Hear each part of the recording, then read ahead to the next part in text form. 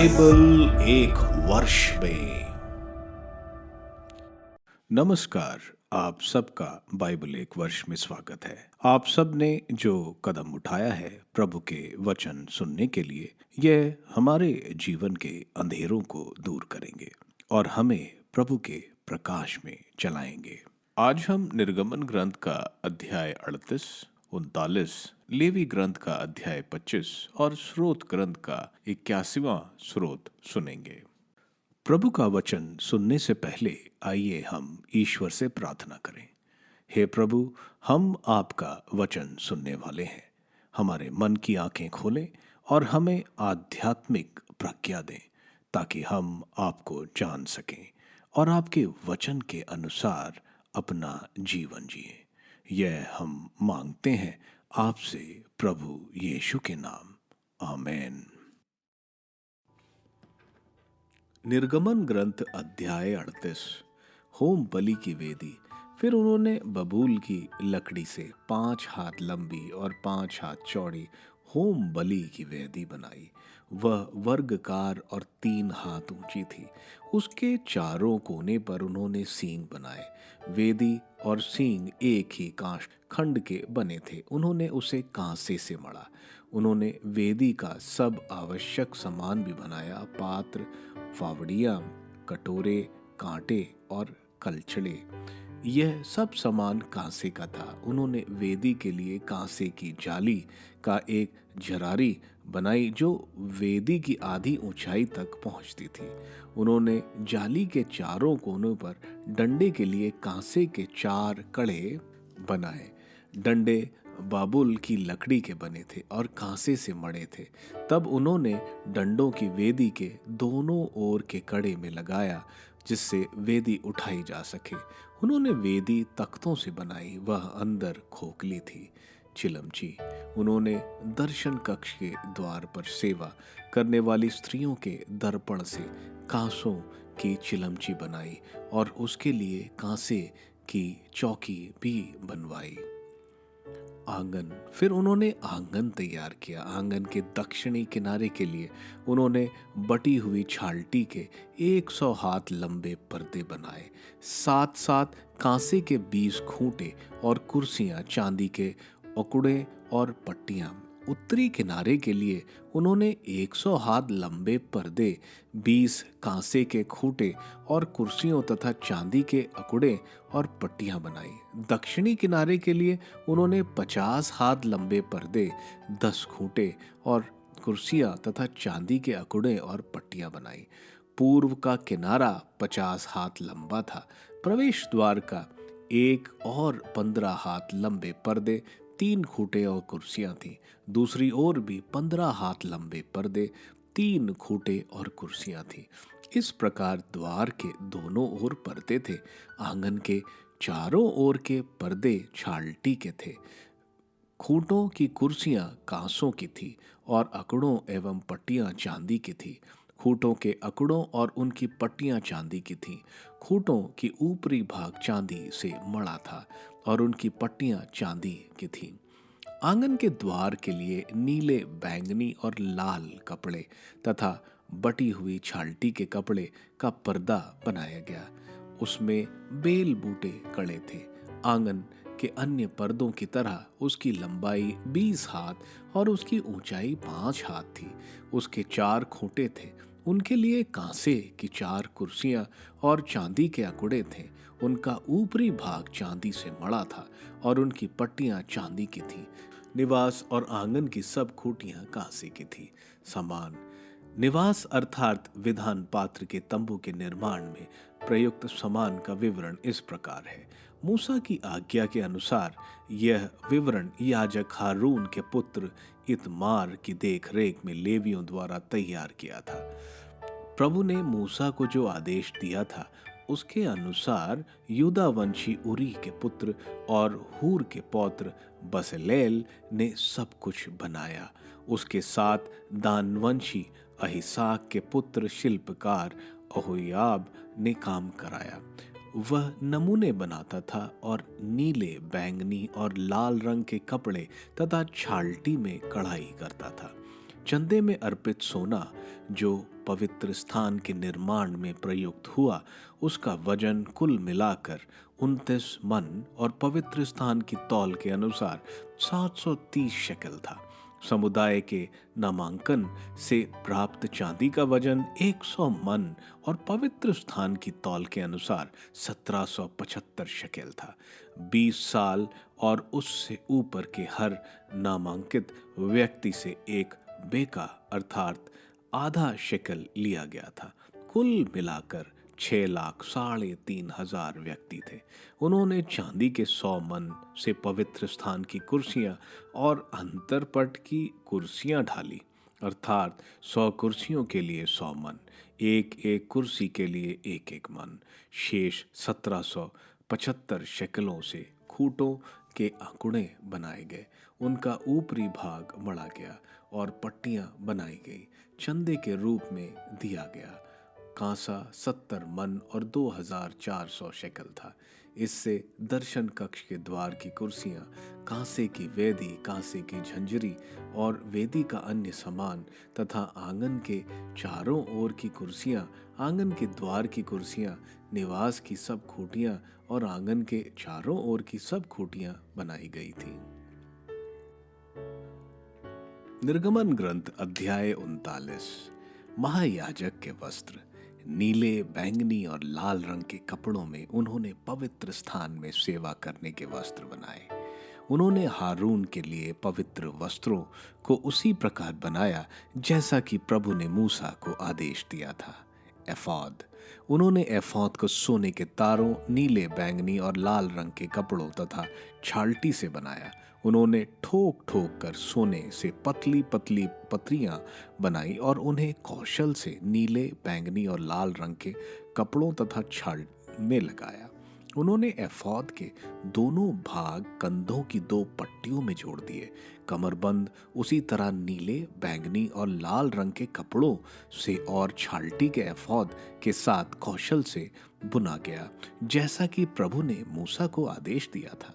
इसके बाद उन्होंने सुलेमानी को 2 मणियों पर इज़राइल के पुत्रों के नाम अंकित किए, जिस पर जोहरी मुद्राओं की उकरेता है, और उन्हें नक्काशी किए हुए सोने के खांचों में जड़ दिया, और उन्होंने उन्हें इज़राइल के पुत्रों की स्मृति मणियों के रूप में एफॉद के कंधे में लगाया। वक्ष पेटिका।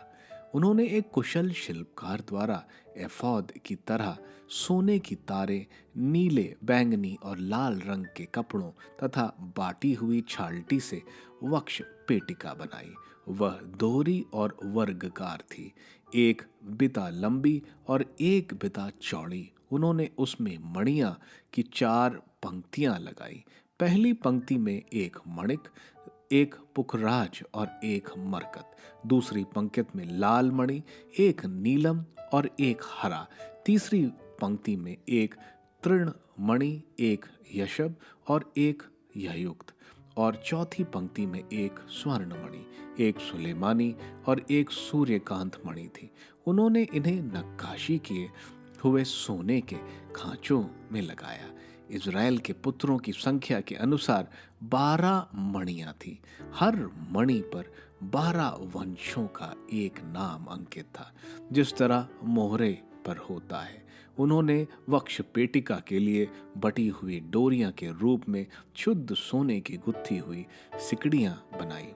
इसके सिवा उन्होंने सोने के 2 खांचे और सोने के 2 छल्ले बनाए। उन्होंने इन 2 छल्लों को वक्ष पाटिका के दोनों सिरों पर लगाया। दोनों डोरियों के दूसरे सिरों को उन्होंने सोने के 2 खांचों में जड़ दिया और उन्हें एफॉद के स्कंद भागों में सामने की ओर लगाया। इसके बाद उन्होंने 2 और सोने के छल्ले बनाए और उन्हें वक्ष पाटिका के दूसरे सिरों पर भीतर की ओर एफॉद से सटा कर लगाया।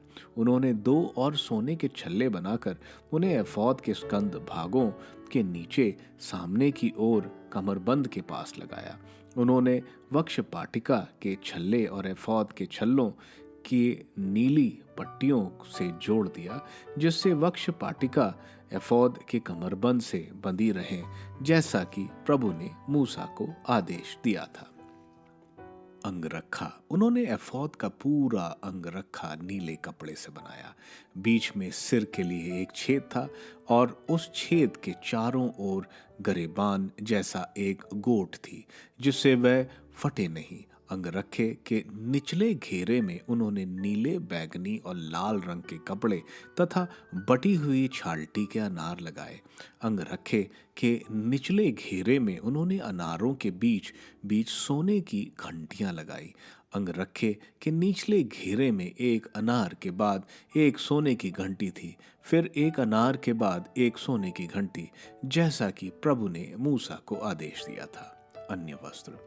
उन्होंने हारून और उसके पुत्रों के लिए कपड़े बनाए, छाल्टी के कुर्ते, छाल्टी की पगड़ी और टोपियां बाटी हुई छाल्टी के जांघिए, नीले, बैंगनी और लाल रंग और बाटी हुई छाल्टी के बेल बूटेदार कमरबंद, जैसा कि प्रभु ने मूसा को आदेश दिया था। किरीट।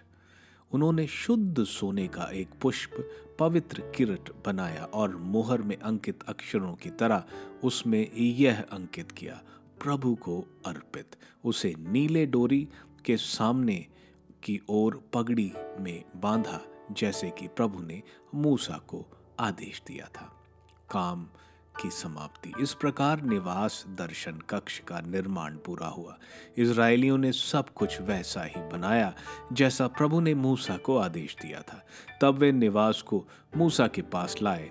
तंबू और उसका सारा सामान, अकुड़ें, चौखटें, छंड, खूंटे और कुर्सियां, मेड़ों की सीधी खाल का आवरण और सूस की खालों का बनाया आवरण और अंतरपट, विधान की मंजूषा, उसके डंडे और छादन फालक, मेज, उसका सब सामान और भेंट की रोटियां, शुद्ध सोने का वृक्ष, सब दीपक, उसका अन्य सामान और दीपकों के लिए तेल, सोने की वेदी, अभियंजन का तेल, सुगंधित लोबान, तंबू के प्रवेश द्वार का पर्दा, कांसे की वेदी, कांसे की झंझरी, डंडे और सब पात्र, चिलमची और उसकी चौकी, आंगन के पर्दे, खूंटे, कुर्सियां और तंबू के प्रवेश द्वार के पर्दे, आंगन की रस्सियां और खूंटियां, निवास दर्शन कक्ष की सेवा के लिए सब आवश्यक सामान, पवित्र स्थान की सेवा के लिए याजक के वस्त्र, याजक हारून और उसके पुत्रों के लिए पवित्र वस्त्र,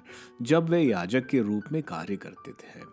इजरायलियों ने ठीक उसी तरह काम पूरा किया जैसे कि प्रभु ने मूसा को आदेश दिया था। मूसा ने सारे काम का निरीक्षण किया और जब उसने देखा कि उन्होंने उसे ठीक उसी तरह पूरा किया जैसा कि मूसा ने आदेश दिया था, तो मूसा ने उन्हें आशीर्वाद दिया। लेवी ग्रंथ अध्याय 25। विश्राम वर्ष। प्रभु ने सिनाई पर्वत पर मूसा से कहा, इजरायलियों से कहो कि जब तुम उस देश पहुंच जाओ जिसे मैं तुम्हें देने वाला हूं, तब वह देश प्रभु के आदर में विश्राम वर्ष मनाए। तुम 6 वर्ष तक अपने खेत जोत कर और 6 वर्ष तक अपनी दाखबारियां छाट छाट कर देश की फसल बटोरो। परंतु 7वां वर्ष देश भर के लिए महाविश्राम वर्ष होगा, प्रभु के आदर में एक विश्राम वर्ष। इस वर्ष अपने खेत नहीं जोतो और अपनी दाखलताएं नहीं काटो। कटे हुए खेत में जो कुछ अपने आप उग जाए उसे नहीं काटो और अनछटी दाखलताओं के अंगूर नहीं तोड़ो। देश भर के लिए यह वर्ष विश्राम वर्ष होगा। जो विश्राम वर्ष में अपने आप उगेगा वही तुम्हारे दासों, तुम्हारे दासियों, तुम्हारे मजदूरों और तुम्हारे बीच रहने वाले प्रवासियों के भोजन के लिए पर्याप्त होगा। तुम्हारे पशु और तुम्हारे देश के बनेले जानवर वही खाएंगे जो भूमि में अपने आप उगता है। जयंती वर्ष। वर्षों के 7 सप्ताह अर्थात 7 बार 7 वर्ष, तदनुसार 49 वर्ष बीत जाने पर तुम 7वें महीने के 10वें दिन प्रायश्चित के दिन देश भर में तुरही बजाओगे। यह 50वां वर्ष तुम लोगों के लिए एक पुण्य वर्ष होगा और तुम देश में यह घोषित करोगे कि सभी निवासी अपने दासों को मुक्त कर दें। यह तुम्हारे लिए जयंती वर्ष होगा। प्रत्येक अपनी पैतृक संपत्ति फिर प्राप्त करेगा और प्रत्येक अपने कुटुंब में लौटेगा। 50वां वर्ष तुम्हारे लिए जयंती वर्ष होगा। इसमें तुम ना तो बीज बोओगे, ना पिछली फसल काटोगे और ना अनछटी दाखलताओं के अंगूर तोड़ोगे, क्योंकि यह जयंती वर्ष है। तुम इसे पवित्र मानोगे और खेत में अपने आप उगी हुई उपज खाओगे। इस जयंती वर्ष में प्रत्येक अपनी मैत्रिक संपत्ति फिर प्राप्त करेगा। जब तुम किसी देश भाई के हाथ कोई जमीन बेचते हो अथवा उससे खरीद लेते हो, तो तुम एक दूसरे के साथ बेईमानी मत करो। जब तुम किसी देश भाई से कोई जमीन खरीदते हो, तो इसका ध्यान रखो कि पिछले जयंती वर्ष के बाद कितने वर्ष बीत गए हैं और बाकी फसलों की संख्या के अनुसार बेचने वाले को विक्रय मूल्य निर्धारित करना चाहिए। जब अधिक वर्ष बाकी हो तो मूल्य अधिक होगा और यदि कम वर्ष बाकी हो तो मूल्य कम होगा, क्योंकि वह तुम्हें फसलों की एक निश्चित संख्या बेचता है। तुम अपने देश भाई के साथ बेईमानी मत करो, बल्कि अपने ईश्वर पर श्रद्धा रखो, क्योंकि मैं तुम्हारा प्रभु ईश्वर हूँ। मेरे आदेशों और विधियों का पालन करो। ऐसा करने पर तुम देश में सुरक्षित निवास करते रहोगे। भूमि अच्छी फसल उत्पन्न करेगी, तुमको भरपूर भोजन मिलेगा और तुम देश में सुरक्षित निवास करोगे। यदि तुम पूछो कि 7वें वर्ष जब हम ना तो बीज बोएंगे और ना फसल काटेंगे तो हम क्या खाएंगे, तो जान लो कि 6ठे वर्ष मेरे आशीर्वाद से फसल 3 वर्ष के लिए पर्याप्त होगी। जब तुम 8वें वर्ष बीज बोओगे, उस समय पिछली फसल खाते रहोगे और 9वें वर्ष की नई फसल आने तक तुम पिछली फसल खाते रहोगे। पुनः प्राप्ति की प्रथा। तुम भूमि स्थायी रूप से नहीं बेचोगे, क्योंकि भूमि मेरी है। तुम उसमें परदेसी और अतिथि मात्र हो। तुमको अपनी बेची जमीन को छुड़ाने का अधिकार रहेगा। यदि तुम्हारे भाई को ऋण के कारण अपनी जमीन से कुछ बेचना पड़ता है, तो उसके सबसे निकट संबंधी को अपने भाई की बेची जमीन फिर से खरीदनी है। यदि उसका कोई नहीं हो तो जमीन छुड़ा सके, लेकिन उसकी अपनी आर्थिक स्थिति सुधरे और वह अपनी जमीन फिर से खरीदने में समर्थ हो जाए, तो वह बिक्री के बाद के वर्षों की फसलों की मूल्य निर्धारित करे, उसे विक्रय मूल्य से घटाए और शेष रकम खरीदार को दे। इस प्रकार वह अपनी जमीन फिर प्राप्त कर सकता है। यदि वह जमीन छुड़ाने में असमर्थ हो तो जयंती वर्ष तक बेची जमीन पर खरीदार का अधिकार रहेगा। जयंती वर्ष में जमीन अपने आप मुक्त हो जाएगी और उस पर फिर उसका अधिकार हो जाएगा। यदि कोई व्यक्ति 4 दीवारी वाले नगर में एक मकान बेचे, तो वह उसे केवल बिक्री के 1 वर्ष के अंदर फिर से खरीद सकता है। केवल उसी अवधि के अंदर वह उसे फिर से खरीद सकता है।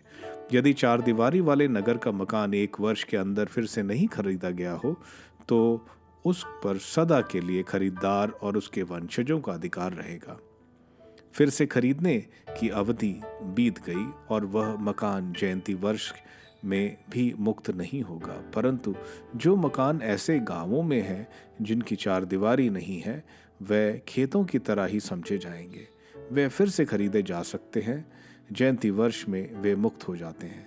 लेवियों के नगरों में जो मकान हैं, लेवी लोग उन्हें किसी भी समय फिर से खरीद सकते हैं। यदि कोई लेवी अपने बेचे मकान को फिर से नहीं खरीदेगा, तो वह मकान जयंती वर्ष में मुक्त हो जाएगा, क्योंकि इज़राइल देश में लेवियों के नगरों के मकान उनकी निजी संपत्ति समझे जाते हैं। उनके नगरों के आसपास के चारागाह नहीं बेचे जा सकते, क्योंकि उन पर उनकी चिरस्थायी अधिकार है। दासों की मुक्ति। यदि तुम में कोई भाई इतना निर्धन हो गया कि वह अपना निर्वाह न कर सके, तो तुम उसकी सहायता करो, जिससे वह एक परदेसी या प्रवासी की तरह तुम्हारे पास रह सके। अपने ईश्वर पर श्रद्धा के कारण तुम उससे ना सूद लो और ना लाभ उठाओ, जिससे वह तुम्हारे बीच निवास कर सके। तुम जो द्रव्य उसे उधार दो उसका ब्याज उससे नहीं लो, और ना अधिक दामों पर उसे खाद्य पदार्थ दो। मैं प्रभु तुम्हारा वही ईश्वर हूँ जो तुम्हें मिस्र देश में इसलिए निकाल लाया कि मैं तुम्हें कानान देश में और तुम्हारा ईश्वर हूँ। यदि तुम्हारे भाई बंधुओं में कोई इतना निर्धन हो जाता है कि वह अपने को तुम्हारे हाथ बेच देता है, तो उसमें एक दास की तरह व्यवहार नहीं करोगे। वह तुम्हारे यहाँ एक मजदूर और प्रवासी की तरह रहे। वह जयंती वर्ष तक तुम्हारे यहाँ सेवा करे। इसके बाद वह मुक्त होकर अपने बाल बच्चों के साथ तुम्हारे यहाँ से जाकर अपने कुटुंब में रह सकता है। वह अपनी पैतृक संपत्ति दोबारा प्राप्त करेगा, क्योंकि वे सब मेरे सेवक हैं जिन्हें मैं मिस्र देश से निकाल लाया हूँ। उनमें कोई भी दास की तरह नहीं बेचा जाएगा। अपने ईश्वर पर श्रद्धा के कारण तुम उससे कठोर व्यवहार नहीं करोगे। यदि तुम्हें दास दासियों की आवश्यकता हो तो तुम उन्हें आसपास के राष्ट्रों से खरीदोगे, अथवा तुम अपने साथ रहने वाले प्रवासियों को या उनके घर में पैदा हुए बच्चों को खरीदोगे। वे तुम्हारे दास बन सकते हैं और तुम उन्हें विरासत के रूप में अपने पुत्रों को दे सकते हो। तुम उन्हें आजीवन दास बना सकते हो, किंतु तुम अपने इजरायली भाई बंधुओं के साथ कठोर व्यवहार नहीं करोगे। यदि तुम्हारे साथ रहने वाला कोई परदेसी या प्रवासी धनी हो जाए, तो तुम्हारा कोई देश भाई उसका ऋणी हो जाए तथा वह अपने आप को दास के रूप में उस परदेसी या प्रवासी अथवा किसी भी अन्य जाति के व्यक्ति को बेच डाले, तो अपने बिकने के बाद भी वह छुड़ाया जा सकता है। उसके भाई बंधुओं में कोई भी उसे छुड़ा सकता है। उसका चाचा या चचेरा भाई या उसका कोई संबंधी उसे छुड़ा सकता है। यदि वह स्वयं धनी बने तो वह अपने आप को छुड़ा सकता है। वह अपने खरीदार के साथ उस वर्ष से लेकर जिससे उसने अपने को बेचा जयंती वर्ष तक की संख्या का हिसाब लगा ले। उसने जिस रकम पर अपने आप को बेचा उसे वर्षों की इस संख्या द्वारा विभाजित किया जाए और विभाजन फल को उसकी सालाना मजदूरी समझा जाए। जयंती वर्ष के आने में यदि अधिक वर्ष बाकी रह गए हों तो उसे अपनी मुक्ति के लिए अपने विक्रय मूल्य का अधिक अंश लौटाना होगा। यदि जयंती वर्ष आने में थोड़े ही वर्ष बाकी हों तो वह अपनी वार्षिक मजदूरी के आधार पर अपनी मुक्ति पर मूल्य निर्धारित करे। सालाना मजदूरी पर रखे नौकर की तरह वह अपने मालिक के यहाँ रहे, और तुम ध्यान रखोगे कि उसका मालिक उसके साथ कठोर व्यवहार नहीं करे। यदि वह इस प्रकार छुड़ाया नहीं जाता तो वह जयंती वर्ष में अपने आप मुक्त हो जाएगा और उसके साथ उसके बाल बच्चे भी। कारण यह है कि इज़राइल के पुत्र मेरे ही सेवक हैं। मैं उन्हें मिस्र देश से निकाल लाया हूँ। मैं प्रभु तुम्हारा ईश्वर हूँ। स्तोत्र ग्रंथ स्रोत 81। शिविर पर्व का गीत संगीत निर्देशक के लिए गिनती तर्ज पर आसाफ का। हमारे शक्तिशाली ईश्वर के लिए आनंद का गीत गाओ। याकूब के ईश्वर का जय जयकार करो। गीत गाओ, इफली बजाओ, सुरीली वीणा और तानपुरा सुनाओ। पूर्णिमा का दिन, हमारे उत्सव के दिन, नए मास की तुरही बजाओ। यही इज़राइल का विधान है, याकूब के ईश्वर का आदेश है। जब वह मिस्र के विरुद्ध उठ खड़ा हुआ तो उसने यूसुफ के लिए यह नियम बनाया। उसने एक अपरिचित वाणी को यह कहते सुना, मैंने उनके कंधे पर से भार उतारा और उनके हाथ टोकरों से मुक्त हो गए। तुमने संकट में मेरी दुहाई दी और मैंने तुमको छुड़ाया। मैंने अदृश्य रहकर तुमको मेघ के गर्जन में से उत्तर दिया। मैंने मरीबा के जलाशय के पास तुम्हारी परीक्षा ली। मेरी प्रजा, मेरी चेतावनी पर ध्यान दो। इज़राइल, मेरी बात सुनो। तुम्हारे बीच कोई पराया देवता नहीं रहेगा। तुम किसी अन्य देवता की आराधना नहीं करोगे। मैं ही तुम्हारा प्रभु ईश्वर हूँ। मैं तुम्हें मिस्र देश से निकाल लाया। अपना मुंह पूरा पूरा खोलो और मैं उसे भर दूंगा। मेरी प्रजा ने मेरी वाणी पर ध्यान नहीं दिया। इज़राइल ने मेरे एक भी नहीं मानी। इसलिए मैंने उस हठकर्मी प्रजा का परित्याग किया और वह मनमाना आचरण करने लगी। ओह, यदि मेरी प्रजा मेरी बात सुनती, यदि इज़राइल मेरे पथ पर चलता, तो मैं तुरंत ही उनके शत्रुओं को नीचा दिखाता और उनके अत्याचारियों पर अपना हाथ उठाता। तब ईश्वर के बैरी मेरी प्रजा की चटुकारी करते और उनकी यह स्थिति सदा के लिए बनी रहती, जब मैं इज़राइल को उत्तम गेहूं खिलाता और उसे चट्टान के मधु से तृप्त करता। निर्गमन ग्रंथ के अध्याय 38 में हम देखते हैं निवास स्थान की चीजों का निर्माण। सबसे पहले हम होम बलि की वेदी जो निवास स्थान के आंगन पर रखी जाती है, इसकी बनावट हमने निर्गमन ग्रंथ के अध्याय 27 में देख ली थी। बिना बलिदान के पाप क्षमा नहीं है, यह मूल बात यहूदी समझते थे। हमारी गिरजा की बलि वेदी जिस पर प्रभु का परम प्रसाद चढ़ाया जाता है, यह बलि वेदी भी है और प्रभु की अंतिम भोज की मेज भी है। इसके बाद हम चिलमची देखते हैं जिसे नाप नहीं दिए गए हैं। यह स्त्रियों के चमकीले पीतल और तांबे के शीशों से बनाए जाते हैं जिसे वे अपने आप को देखती थीं। उस समय शीशा नहीं हुआ करता था। मंदिर की विधि शुरू करने से पहले वे स्नान लेते और प्रथा से पहले चिलमची से हाथ और पैर धोते थे। इसके बाद हम आंगन देखते हैं जो 150 फीट की लंबाई, 75 फीट की चौड़ाई और 7.5 फीट ऊंचा। इसके पर्दे नीले, बैगनी, लाल छाल्टी के कपड़ों के बनाए जाते थे। निवास स्थान का द्वार पूर्व दिशा में होता है और परम पवित्र स्थान पश्चिम दिशा में होता है। हमारे गिरजे भी इसी तरह बनाई जाती हैं। पूर्व में प्रवेश द्वार और पश्चिम में पवित्र वेदी होती है। सारे सामान की देखरेख की जिम्मेवारी इतमार को दी थी, जो हारून का सबसे छोटा पुत्र था। हम देखते हैं तकरीबन 1 टन सोना निवास स्थान में, 3.5 टन चांदी और तकरीबन 2.5 टन तांबा इस्तेमाल किया गया है। इतना सारा सोना, चांदी और तांबा उस निर्जन रेगिस्तान में निवास स्थान में था, जो निवास स्थान को भव्य बनाता है। निर्गमन ग्रंथ के अध्याय 39 में याजक और महायाजक के वस्त्र और याजक के वस्त्र की बनावट बताई गई है। इसको हमने निर्गमन ग्रंथ के अध्याय 28 में देखा था। याजक 4 वस्त्र पहनते हैं, कुर्ता, जांघिया और पगड़ी। प्रधान याजक इसके अलावा वे अंगरखा जो नीले रंग का होता है, जिसमें नीचे घेरे में नीले, लाल और बैंगनी के कपड़े से अनार लगाया जाता है। इसके बीच में एक छोटी सी घंटी जो सोने की होती है। इसके अलावा एफोद जिसके कंधे पर एक मणि लगाई जाती है, जिसमें इज़राइल के 6 वंशों के नाम खुदे होते हैं। इसके अलावा वृक्ष पाटिका जिसमें 12 मणियां लगाई जाती हैं, जिसमें इज़राइल के 12 कुलों के नाम लिखे होते हैं। और इसके अलावा पगड़ी और सोने का पुष्प मोहर अंकित किया जाता है प्रभु को अर्पित। इस तरह निवास स्थान का काम खत्म किया गया। लेवी ग्रंथ के अध्याय 25 में हम विश्राम वर्ष जो इजरायली मनाएंगे जब वे कानान देश पहुंच जाएंगे, तब उनको यह मनाना होगा, जो हर 7वें वर्ष को मनाया जाएगा।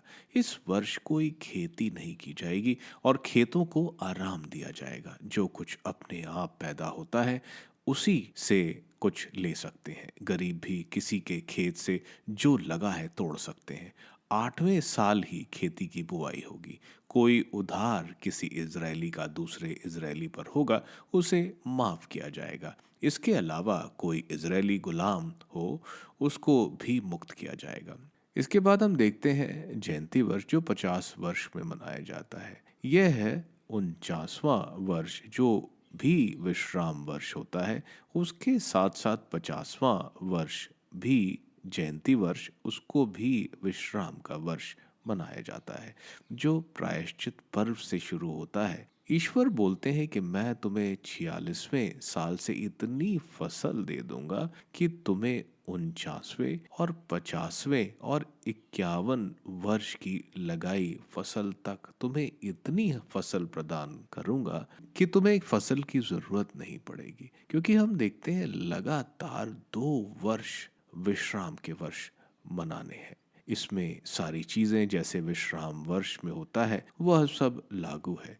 इसके अलावा ज़मीन किसी ने खरीदी हो, उसके मालिक जो गरीब है उसको वापस कर दी जाएगी। जमीन की कीमत जयंती वर्ष पर निर्भर करेगी। अगर जयंती वर्ष के लिए ज़्यादा वर्ष है तो ज़्यादा पैसे से खरीदी जाएगी, अगर कम है तो कम पैसे में। इसके अलावा किसी इजरायली जो गरीब है अपनी ज़मीन जुबली वर्ष से पहले छुड़ाना चाहता है तो वह अपने रिश्तेदार जो उस ज़मीन को खरीदना चाहता है उसके दाम देकर खरीद सकता है। यह सिर्फ उस करीबी रिश्तेदार ही खरीद सकता है ताकि ज़मीन उसी परिवार या कुल में वापस आ जाए। यह हम रूत के ग्रंथ में देखते हैं जब बोआज रूत की ज़मीन खरीदता है। इसी तरह हम देखते हैं प्रभु यीशु ने हमें खरीद लिया और दासता से मुक्त किया। ईश्वर इसलिए मनुष्य बने क्योंकि कोई खून का रिश्तेदार ही मुक्त कर सकता है। प्रभु यीशु यूदा के वंश के थे और हम सब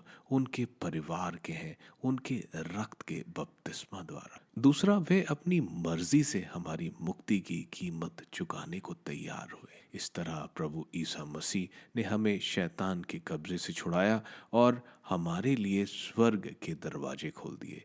यह सब रहस्य हमें लेवी ग्रंथ से पता चलते हैं। स्रोत ग्रंथ के 81वें स्रोत जो हमने आज सुना, यह फसल के उत्सव या शिविर पर फीस्ट ऑफ द टैबरनेकल से जुड़ा हुआ स्रोत है, जो अच्छी फसल का प्रतीक। उसके साथ साथ प्रभु ने जो इजरायलियों को बचाया और सनाई पर्वत पर ईश्वर ने जो आज्ञाएं दी और जिसका पालन प्रभु उम्मीद करते हैं, जो इजरायली कभी पूरा नहीं कर पाए। स्रोतकार लोगों का प्रायश्चित कर रहा है कि ईश्वर की आवाज सुनो, उनकी ओर मुड़ो, क्योंकि वे उत्तम गेहूं खिलाएंगे, चट्टान के मधु से तृप्त करेंगे।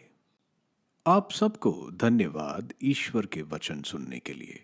मैं आपसे विनती करता हूं कि आप बाइबल एक वर्ष में को दूसरों के साथ शेयर करें, क्योंकि प्रभु का वचन स्वयं प्रभु यीशु है। प्रभु को दूसरों को देने वालों को प्रभु की आशीष जरूर मिलेगी। मैं आप सबका बड़ी बेसब्री से कल इंतजार करूंगा। धन्यवाद।